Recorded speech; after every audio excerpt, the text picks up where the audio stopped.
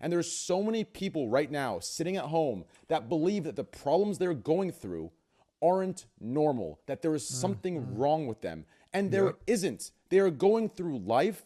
And when there's people like you and I, Mike, that can say, yeah, I did heroin. Yes, I did meth. Yes, I did perks, OCs. Yes, I've done dumb shit. Yes, I've robbed this, robbed that, right? Like, I've done dumb shit.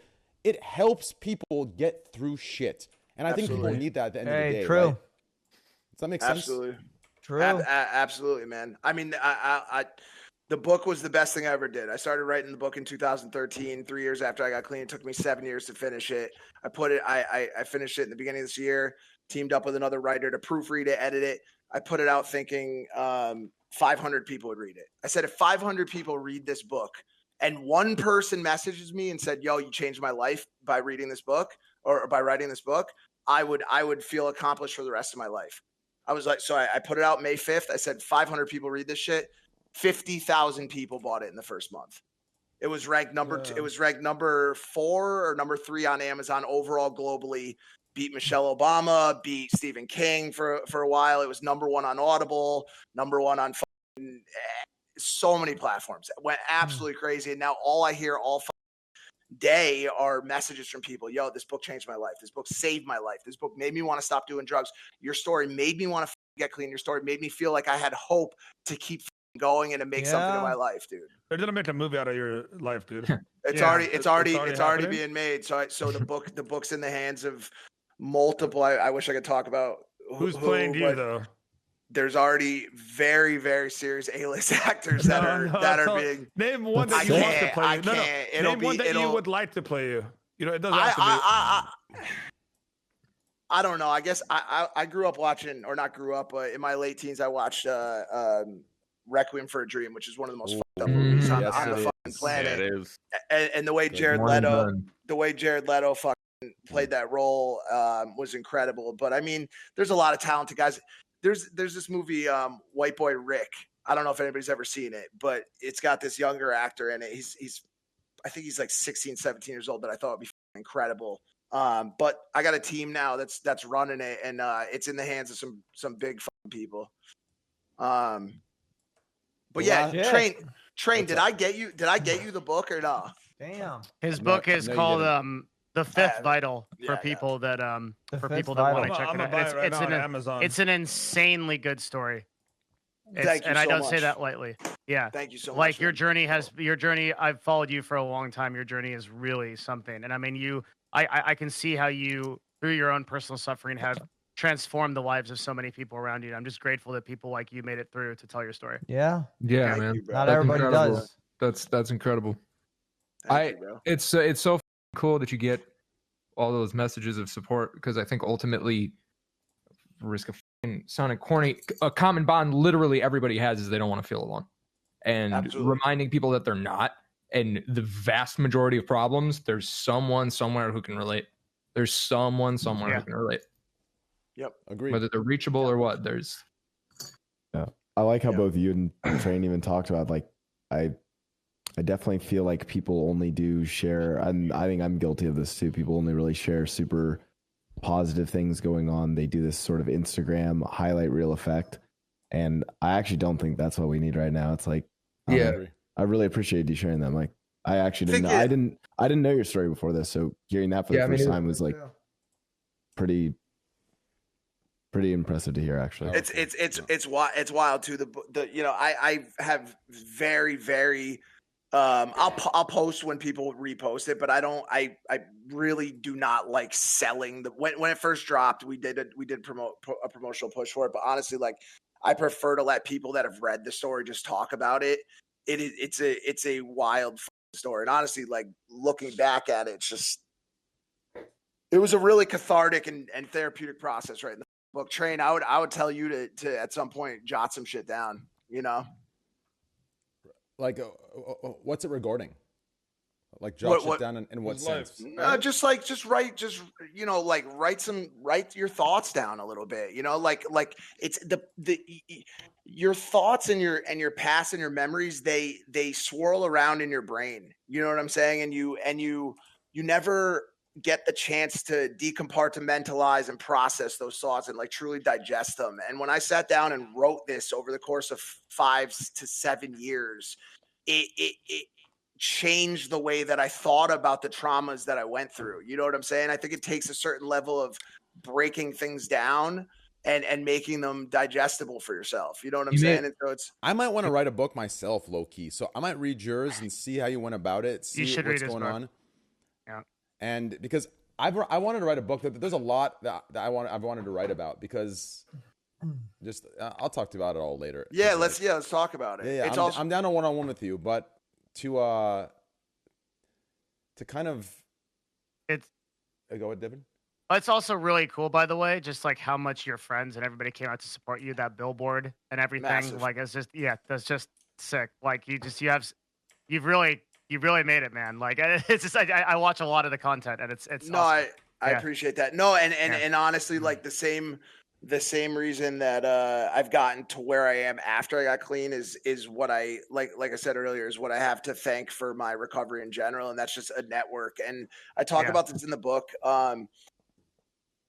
In the end of the book, there's a chapter called Afterthoughts, and in every other chapter of this book, someone Riley had gone through and made suggestions for edits or said, "Yo, like have we tried pushing this part to that part?" The Afterthoughts chapter is completely my own words. It's completely unedited. It's the last chapter of the book, and in it, there's a part where I talk about how important a network is, how important it is to have people around you, and more so how thankful you should be if you have those people around you. Because when I think about it, my heart really gets torn up for the Vietnam vet who's living under a bridge right now, dealing with the issues that I dealt with a family and friends and a rehabilitation center and at the time it was even state insurance to help me. Or I think of, the 16-year-old kid who got kicked out and is living, on walking the train track somewhere, dealing with mental health issues, dealing with drug addiction. And so like the most important thing you have is your network, dude. And so I think when I realized how important your network is, it just made me push that much harder into building mine. And that's why my network has gotten just so strong over the past 5 years. A lot of people, they don't even have a network that might even be in those situations, because they may have been so deep in it that people in their lives have given up on them, because they have gone through the broken record, right? Of, well, hey man, I've tried to help you this many times. You can only help yourself. I'm sorry. I love you 100%, but I can't help you 100%. And sometimes it just takes one little thing like that. And it can be a game changer for them. And they have to, and shout out to all those people. I mean, this may be weird, but there's like one little piece that I wrote. Read it. This was my strongest writing in the whole book. Honestly, this was the last couple pages, and I wrote these letters at the end to people. I wrote, first of all, to those who have never known the struggles of addiction or mental illness, you are the truly blessed. May you never know the agony that those suffering feel on a daily basis. May you never feel the guilt, the regret, the embarrassment, the hopelessness of the addict or the unstable human being. I pray that you understand the blessing that is the landscape of your life. I pray also that along with your prosperity comes an empathy for those less fortunate. I pray that you find those stricken ones and shower them with the bright light that radiantly illuminates your life, the same life that they so badly need themselves in order to continue on through their own darkness. More than anything else, I pray that one day every person struggling with mental anguish or addiction gets to feel as free as you do. To the families, friends, and caregivers of those who are struggling, you are our everything. You are the reason we live. I can't even begin to imagine your pain. I struggle immensely now as I type this, my face, shirt, and hands covered with tears, imagining the helplessness you feel watching someone you love stripped of their humanity, their dignity, and their will to go on. Please understand your perseverance is what keeps us going. Your commitment is the promise that wakes us up in the morning and the hope we take with us to bed at night. We understand that this commitment will cost you a piece of your life, and it will be a cost we unfortunately can never pay back. Please understand, without this investment, we would be bankrupt of life. please understand we are more grateful than we could ever show in this lifetime. For those families like mine who supported loved ones through addiction or mental illness, you are our heroes. Everything we have now is a result of what you did then. Take great pride in watching us as we grow, improve, and excel, all of it a product of your hard work and perseverance. For those families who continue to support someone in the struggles of active addiction or mental illness, be strong. Your continued support will be the deciding factor. Whether you feel you must coddle or show tough love, your commitment will be the ray of light that guides them through the darkness. And for those families or friends who have lost someone to overdose or suicide related to addiction or mental illness, may you know peace. May you find solace in understanding how complex and at times without solution these problems are. May you hold your head high in knowing you did everything you could to help. May you find joy in the memories you had before the onset of these issues. And may the desires of your own life be filled now that your loved ones are at peace. And then the last part quickly was, and most importantly, to those of you who have found yourselves caught up in the endless struggle of addiction, mental illness, pain, chaos, and despair. I am you, you are me. Our stories, while surely dramatically different, share very similar truths. That tremendous pressure you feel on your heart and in the pit of your stomach, that heaviness that chokes the air from your lungs, and that anxiety that ravages your mind to madness. I have felt that same terrible pain. You are not alone. You never will be. Revel in knowing there's someone who feels just like you. If you have people who support you, take advantage of your extreme blessing. Lean on them. They will be the ones who carry you on days you cannot carry yourself. And on days you find yourself alone, burdened, unable to run or walk, beaten down and ready to give up, crawl. As impossible as it may seem, pull yourself through the mud. Scrape for every single fucking inch until one day you find yourself able to walk again. Against the strongest of tides, keep moving forward. Never stop. Never be pushed under. However dark things are and however dark things get, I urge you to find your life. Your light. Find that one glimmering remainder of hope that continues to push you forward. It will dim. It will be obscured by obstacles in your path. It will flicker in the breeze of uncertainty, fear, and tragedy. But no matter how faint your light gets, please never let it extinguish completely. For one day, that dim little flickering lifeline of hope will burn brighter than the sun and will illuminate your world beyond what you could ever imagine. And to anyone who is in over their head and feels as if they will never swim to the surface again, I offer these words from experience with absolute certainty. Take a breath. You'll get through this. Dude. Damn.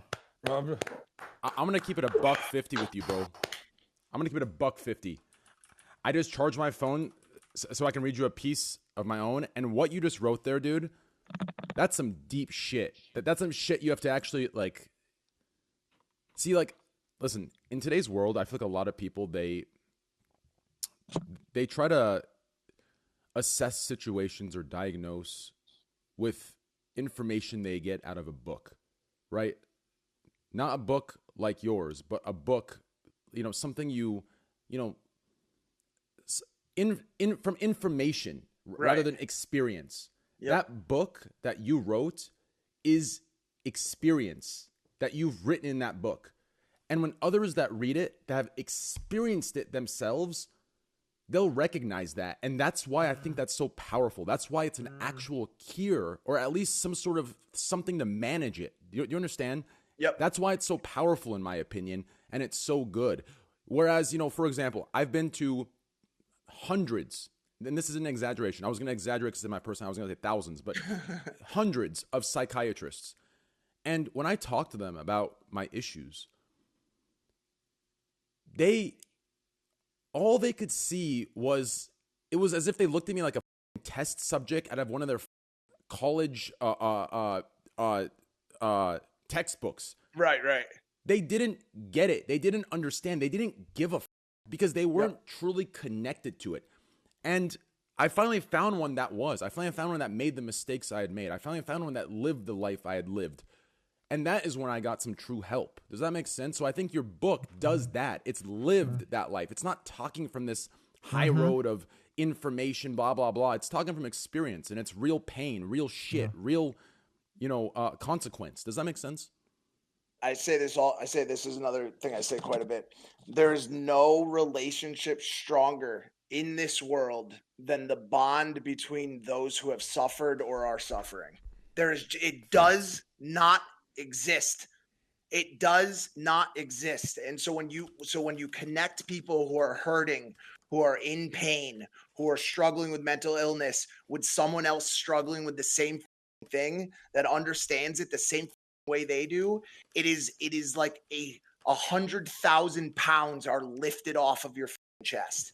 And you're talking to someone who gets it, who understands it on an intimate level, a human level that no psychiatrist, no doctor could ever get. You know what I'm saying? It's mind blowing. It's the best feeling in the entire world.